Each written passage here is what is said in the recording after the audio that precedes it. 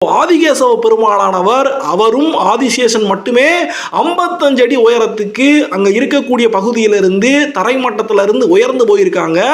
இந்த 2 ஆறுகளும் என்னதான் மோதி மோதி பார்த்தாலும் அந்த மணல் பரப்பை இப்படி மேடாக ஒரு சின்ன குன்றாக உயர்ந்திருக்கக்கூடிய அந்த மணல் பரப்பை சுத்தி சுத்தி தான் வர முடிஞ்சிச்சே தவிர அவங்களால ஆதிசேஷனையோ ஆதிகேசவ பெருமாளையோ நெருங்க கூட முடியல.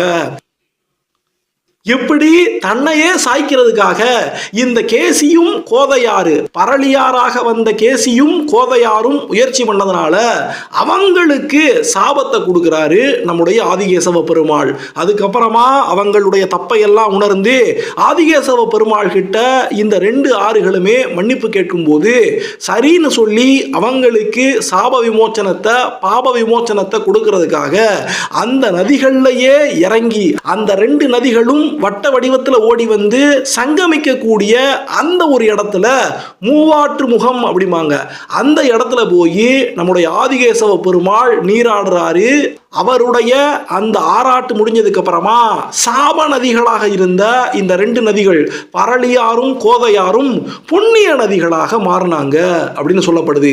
அன்னையில இருந்து இன்னைக்கு வரைக்கும் இந்த 2 ஆறுகளானது இந்த ஆதிகேசவ பெருமாளுடைய கோயிலை சுத்தி திருவட்டாறு அப்படிங்கிற பேர் வர்றதுக்கு காரணமாக இந்த 2 ஆறுகளும் இருந்துச்சு அப்படின்னு நமக்கு இந்த கோயிலுடைய வரலாறானது சொல்லப்படுது. அப்படி ஆதி காலத்துல இந்த 2 ஆறுகளும் சேரக்கூடிய இடத்துல எப்படி சாமி நீராடி ஆராட்டு அந்த நீராட்ட கண்டருளினாரோ அதே மாதிரி வருஷா வருஷம் இந்த கோயில்ல பங்குனி மாசத்துல 10 நாள் பங்குனி உற்சவம் நடக்கும்.